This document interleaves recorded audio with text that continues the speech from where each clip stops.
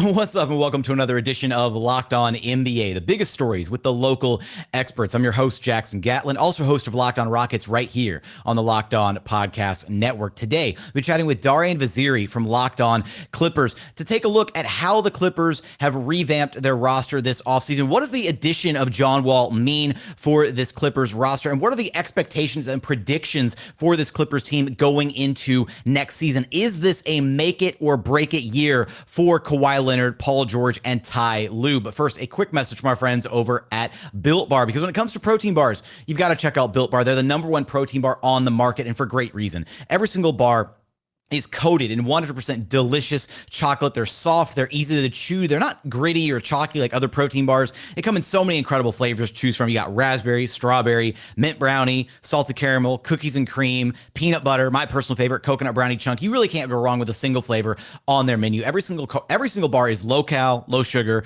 high protein, high fiber. Amazing if you're on a keto diet. Amazing if you're trying to maybe cut back a little bit, lose a little bit of weight. You can check them out. Just go to built.com and use promo code LOCK15 to get 15% off your very next order of the best tasting protein bars on the market. Again, that's promo code LOCK15 for 15% off at built.com. Joining us now is the new host of the Locked On Clippers podcast, Darian Vaziri, who you can follow on Twitter at DimeDropperPod. Darian, first off, happy to have you as part of the Locked On Network. Can't wait to see all of the work you're going to be putting in over at Locked On Clippers. And here today, we're going to kind of get a little bit of a check-in on this Clippers team. And probably, I guess, the biggest thing, the biggest acquisition, if you will, maybe for the Clippers this offseason was getting John Wall. This was like a guy, I mean, look, I cover the Rockets here in Houston. John Wall always felt like going to the Clippers was just the right next move for him, whether it was going to happen via a trade, whether it was going to happen via buyout and him just signing there, which is ultimately what did happen.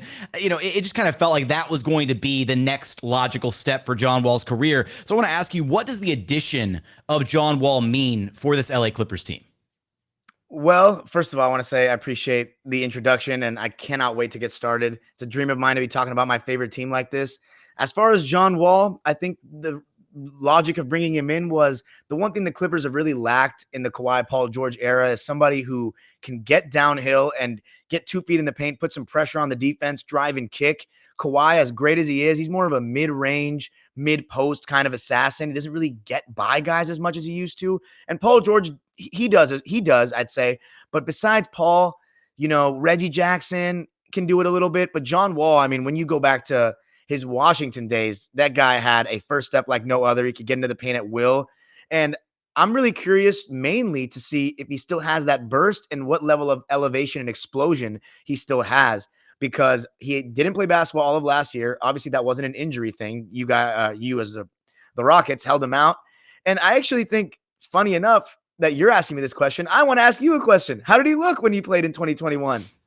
You know, I think the crazy thing is, Darian, it's, you know, John Wall, I feel like there was this perception, right, that he's washed, that his career was over. That was never the case, right? John Wall wasn't washed. He still had a lot left in the tank, and I'm still, you know, firmly a proponent of the idea that he can help contribute to winning basketball. The problem is nobody wanted him for what he could provide at the $47 million price tag. That's the problem, right? So the Clippers are getting him on a bargain deal, a 2-year contract, about $6 million a year, a team option in the second part of the year, second year of the deal, which I thought was just absurd that he would get, that the Clippers got that friendly of a deal for John Wall.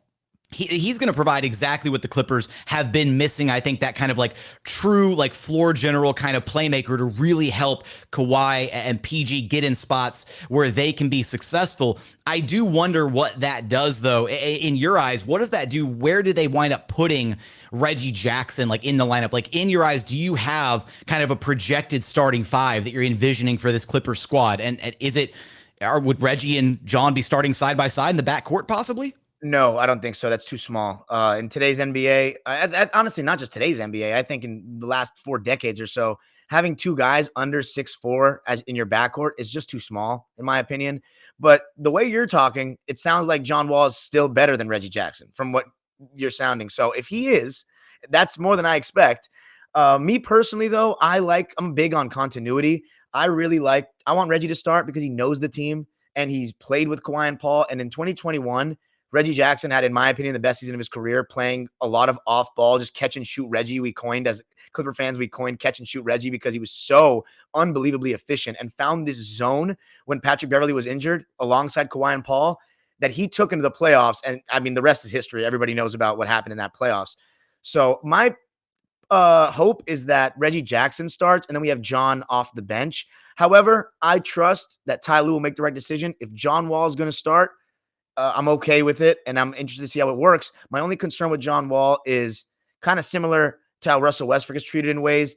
I know teams are going to go under all these screens for the most part and allow him to shoot, and he's never been a great shooter, and I don't think his mid-range has really gone that much better. I'm not the type of guy that needs him to shoot threes, but we'll see. I heard that catch and shoot threes he wasn't that bad at in 2021, so I'm interested to see how that looks, but it's going to be just interesting to see how teams guard him. I think they're going to really try to go underneath screens and try to bait him to shoot the outside shot. And the main thing is how frequently can he get into the paint and put pressure on the defense?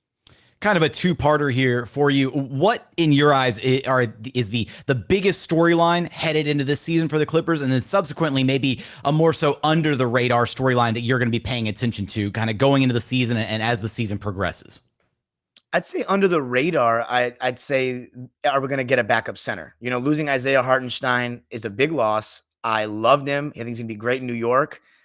And we only have really one center on our team right now that has really played minutes for us and real rotation minutes in the league, and that's Zoo.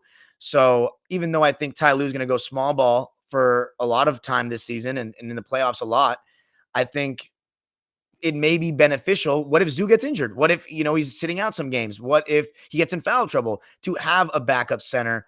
And we have, some young guys, Moses Brown and et cetera, that may get a chance, but we'll see if Ty really trusts them to be regular rotation guys. As far as the main storyline, there is nothing more obvious than Kawhi Leonard. What is he going to look like? What version are we getting? The exact same Kawhi Leonard that we lost in 2021 that's on his day, to me, arguably the best player in the NBA.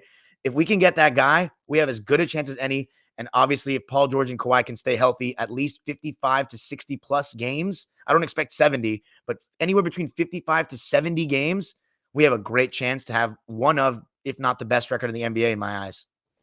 So going into this next season, Darian, health permitting, assuming a clean bill of health for, we'll say all teams, right? I'm not just talking Clippers. I'm talking every team in the NBA gets a clean bill of health. Everybody's fully healthy.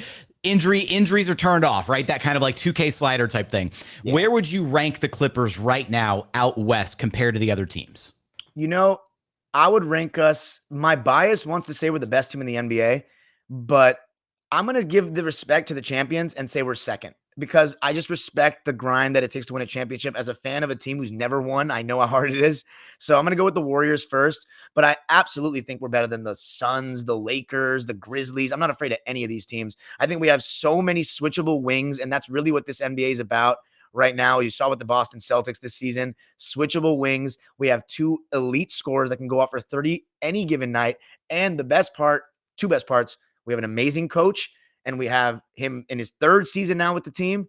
And we have a lot of guys that have been on the team for a couple years that have played together. And we haven't had a major shakeup. As you said, the biggest move really was John Wall. That's a small move. It's nothing huge. We're not losing anybody big besides Isaiah Hartenstein. So I think the continuity is going to be great. And I think we're set up for a really good season, as you said, barring injury. The continuity is absolutely going to be a huge part for this Clippers team moving forward. And looking kind of up and down, not just the Western Conference, but the entire NBA, I struggle to look at a team that has anywhere near the depth that the Clippers do, because you can look up and down their roster. And I mean, they can go, I feel like you go 12, 13 deep on that Clippers roster and feel really comfortable about, the 11th, 12th, and 13 guys, on that roster, on that team. And there's not a lot of NBA teams that can say that they can go 12 or 13 deep on any given night and feel really, really good about whoever they're dropping on the floor, plugging and playing for certain matchups, that kind of thing. There's a lot of flexibility with that Clippers roster. Now, Darian, when you look at this Clippers team right now, right? Mm-hmm.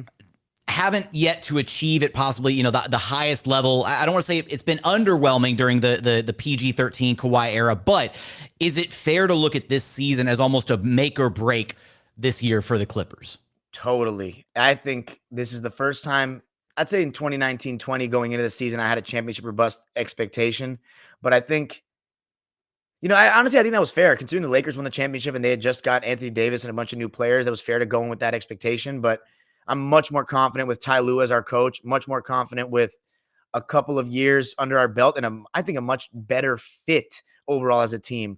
Because what people were going with that season was we had Lou Williams and Harrell, and having the 2 6 men that got us to a 48-win season, plus adding Kawhi and Paul George. Everybody's like, oh my God, they're so stacked. But I think this depth fits a lot better, much better complementary pieces around those guys. I mean, Robert Covington and Norman Powell haven't even played alongside Kawhi Leonard yet. So that's going to be so fun. It's absolutely championship or bust, in my opinion. I think the only season besides that 2020 season where the Clippers can ever say this, that it's championship or bust, but it truly is. Because even if there's injuries again, then we got to start asking another question. Can the team stay healthy enough to win a championship? So either way, if we don't win the championship, to me, it's a failure. And I know that's harsh, especially as a Clipper fan saying that, but it's reality. We have such a great team. And I think Lawrence Frank, Michael Winger, Jerry West, all of them, Ballmer, have put the Clippers in such an amazing position to contend this year.